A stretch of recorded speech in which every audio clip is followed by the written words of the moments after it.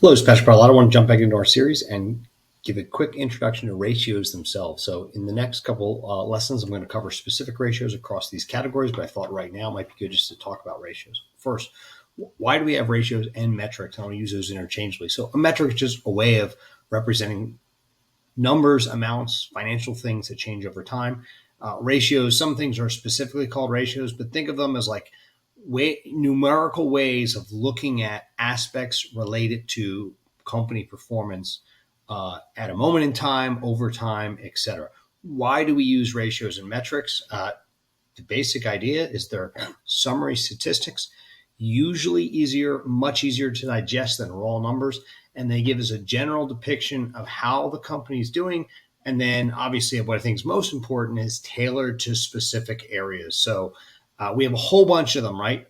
More than I can cover in these lessons, but I want to highlight some of the main tools and then then jump right into kind of talking about some of the main ratios that we're going to see. So let's see. First, common sizing. You've already looked at financial statements. You've covered the prior lessons. That's not new to you at this moment. But common sizing is a technique we can do commonly, actually just easy to do it in Excel, but with a set of financial statements specifically, you can do this on the income statement and the balance sheet most commonly. So what do? On the income statement, we take all of the items and we divide them by sales. It's just a nice way of looking at things as a percentage of sales. And it makes it easier for us to look at changes across time. If you took something like cost of goods sold or cost of sales, or percent of sales, it'd be much easier to just look at it as a percent and say, oh, it's 74.2%, and then it went up to 74.8%. We probably couldn't process that in just looking at the raw numbers, especially that small of a change. And the beauty of the ratio is, cost of sales went up as a percent of revenue. I can go and investigate what that is because I quickly see the math. So ratios aren't doing analysis, but they're a great starting point. And then I can go and flesh it out with the specifics going on, like what drove that change, because it helps us see the cost went up as a percent of revenue, which we may not be able to calculate with raw numbers. So we common size things on the income statement by dividing everything by sales. With that, we can look at how expenses and also profitability subtotals are changing as a percent of revenue. Much easier to look at, kind of a quick way to get a general understanding of what's happening on the income statement. We can do something similar on the balance sheet. Specifically, we can divide everything in that case by total assets. Total assets equal liabilities plus equity, but we just usually refer to total assets. If we divide assets by total assets, that should give us an indication of like what was important to us. If you're talking about a retailer with a heavy brick and mortar presence, you should expect at least two assets to be a larger or a meaningful percent of sales: inventory and property, plant, and equipment, because that's what the core business is. So it's a good way to test out to see if we can confirm what we thought or a hypothesis about the company.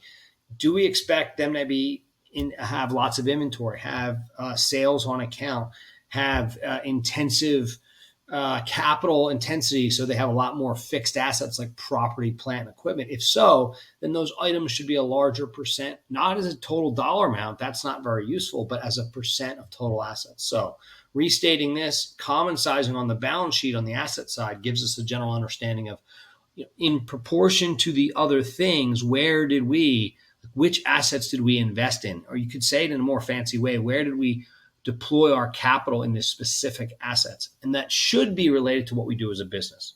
All right. We common size on the other side of the balance sheet as well. What we do there is we're going to common size liabilities and equity by assets.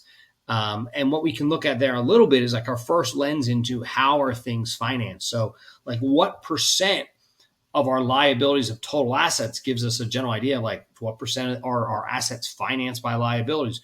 What percent are they financed by equity or kind of a part of our ownership? So if we do the liability and equity side of common sizing, it's giving us an indication of not what do we have. That's only on the asset side. But in many ways, how do we finance what we have by looking at total assets, looking at liabilities and equity as a proportion of total assets. All right, my next one here, cross-sectional analysis, common term worth understanding. It just means we're looking at a moment in time, usually a fiscal period, quarter, a year, but we're comparing that across companies. So we're holding time constant. We're holding the specific year, the specific quarter, the specific economic conditions constant.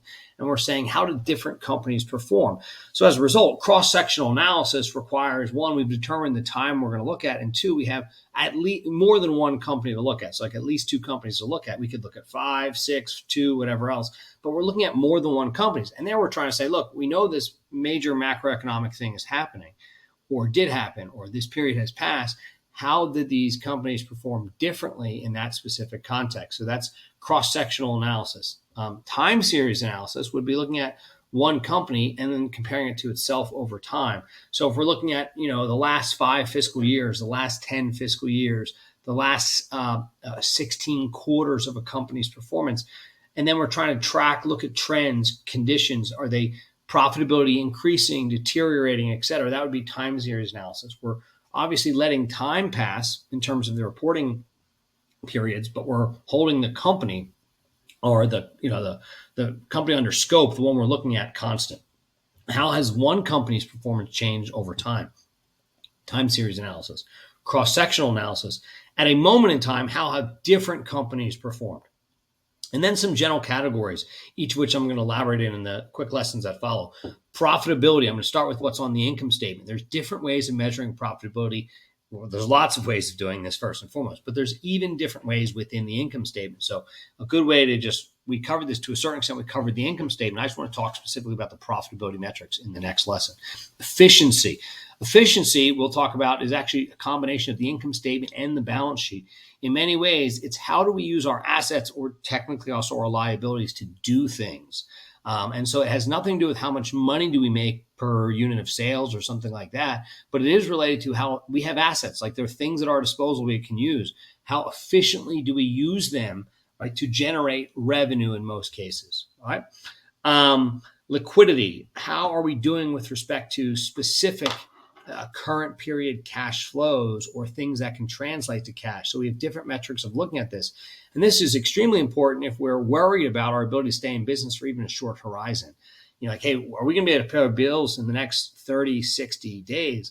Well, we may not care about the long run performance and growth and everything else that we may see across the financial statements. We just want to zero in on, do we have any issues with paying our bills? And we'll talk about how we can use liquidity to get a quick assessment of that. Capital structure, also kind of a combination of the balance sheet, but we look there at what different ways do we have of assessing what is our capital structure, which is just a way of saying, similar to what we talked about with common sizing, the percent financed by debt versus financed by equity. And in that lesson, I want to bring in a few other ratios and metrics that can give us some degree of looking at company performance.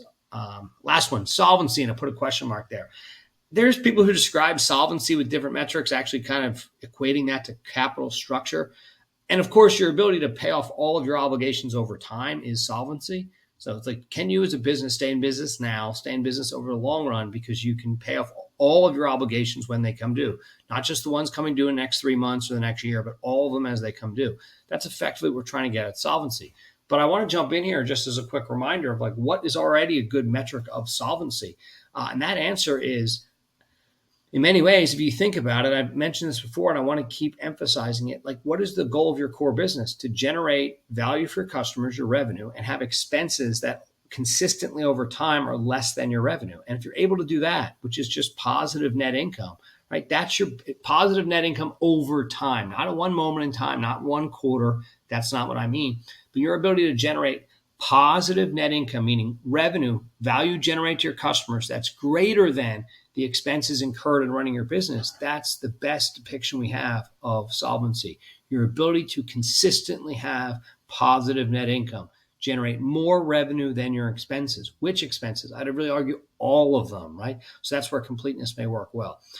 Covering that one up front, I think is a good way to think about it. So we have different ways of measuring profitability, efficiency, how you're performing, your capital structure, et cetera. But I don't ever want to lose sight of what I mentioned in the last one. Still, at the end of the day, what's our goal as a business? To generate enough value for our customers' revenue is greater than our expenses incurred to generate that revenue, and do that period after period after period after period after period.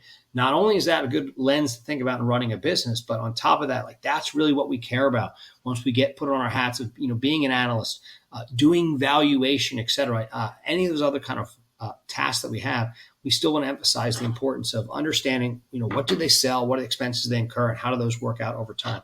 So more to come. I'm going to wrap up right now. Take care.